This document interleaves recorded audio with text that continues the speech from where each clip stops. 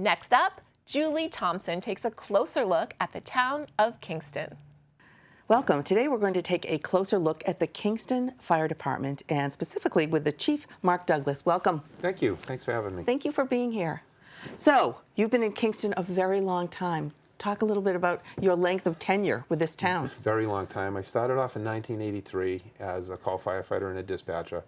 In 1984, I was, we call it promoted or moved over to full-time. In 1994, I became a captain, the shift commander. Yeah. In 2006, deputy, and then I always mess this up, 2017, fire chief. Wow. So your entire career has been with the town of Kingston. It has, yep. A lot of changes you've seen, I'm sure. A lot of changes, both the department as well as the community. Yeah. Significant changes. Right. Both.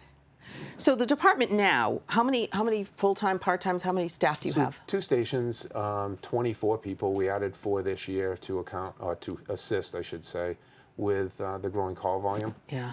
And so we have a total of 24 line staff, a captain on each shift, 5 firefighters now on each shift. The deputy and myself are in administration along with the administrative assistant. Right. In addition to that, we still maintain 5 call firefighters. Okay. Just in case. Yep. Yeah. We have, we're trying to develop a little bit of a farm team, quite Yep. honestly. Some younger people that are willing to go to school and become full-time firefighters. Yeah. Good firefighters, like many other professions now, are hard to find. Yeah. So we've tried to develop, or are trying to develop, a bit of a farm Team, yeah, like in baseball. So of your firefighters, almost all of them are paramedics?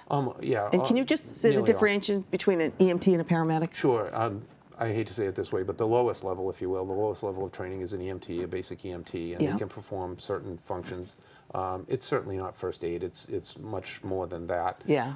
The next level is advanced EMT, which is some level of advanced skills. Sure. And lastly, paramedic, or at the highest level, paramedic. Yeah. They can do numerous life-saving advanced skills. Okay. So what, in a general week, what is the majority of your calls that come in? Medical. They're almost all medical? There's no question that the largest percentage, 70%-ish of what we do, is medicals. Yep. We did last year, I believe it was 3,057 calls, which is the highest call volume we've done ever. Wow. We went over 3,000 for the first time, as I said, ever. Yeah. And the large majority of that is EMS, in the 2,500-ish region. Is EMS. Okay.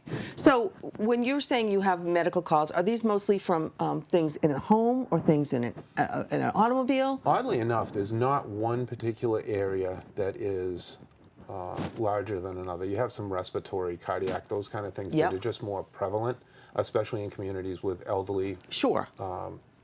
complexes, if you will, like Right. we have. So the respiratory, the cardiac, those kinds of things are a little more prevalent, but statistically speaking, there's no one large player in terms of chief complaints. It's all over the place.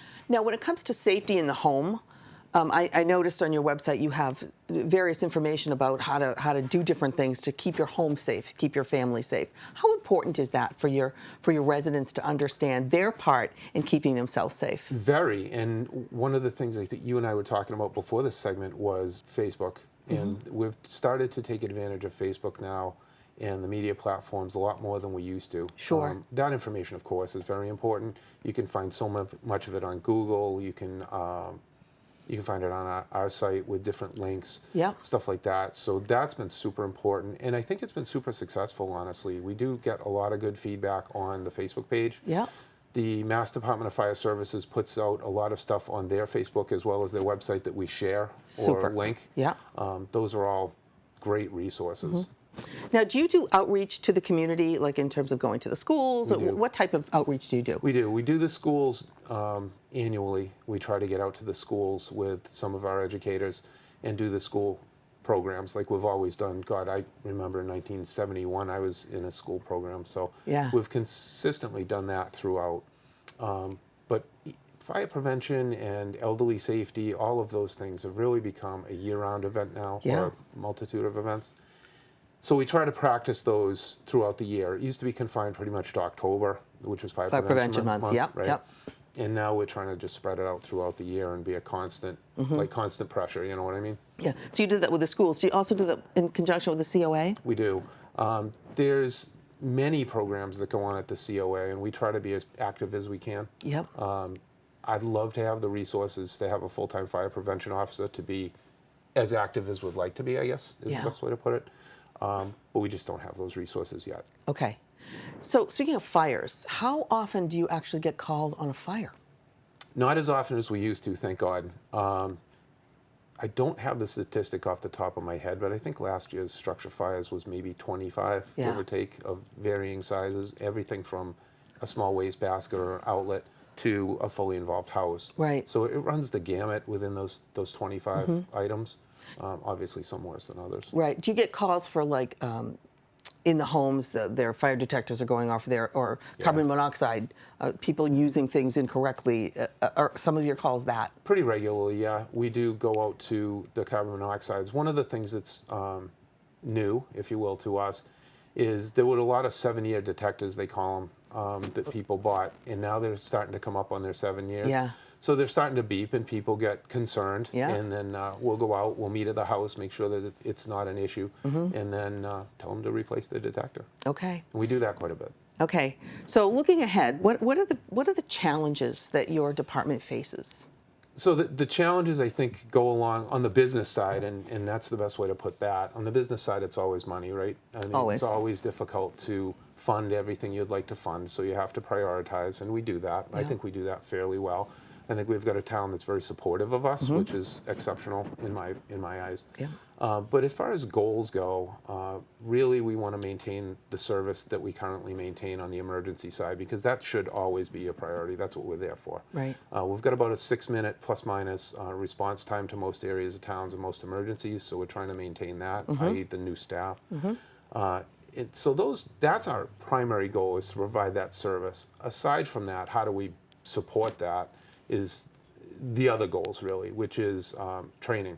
We've got a lot of new people, and we're going to have a lot more as my generation, God, I hate to say that, but my generation ages out. Sure. And so when you bring in new people, there's no substitute for experience. The only attempt at substituting experience is training. So next year it's training, and more training. And that's really the goal for this coming year. And how do you train like a first-year firefighter? What type of training do they go through? Mass Fire Academy. Okay. Not unlike the police, there's an academy for fire. Yeah. It's an 11-week academy. It gives you all the basics of firefighting, and then when they come back from that, they do department training, which is our apparatus, our tools, how to operate, working with the staff that you have there, because that's a huge component of what we do, working as a team. And it's just repetition. Yeah. Repetition and repetition and repetition. To see this interview in its entirety, please visit the Local Scene Government Services YouTube page.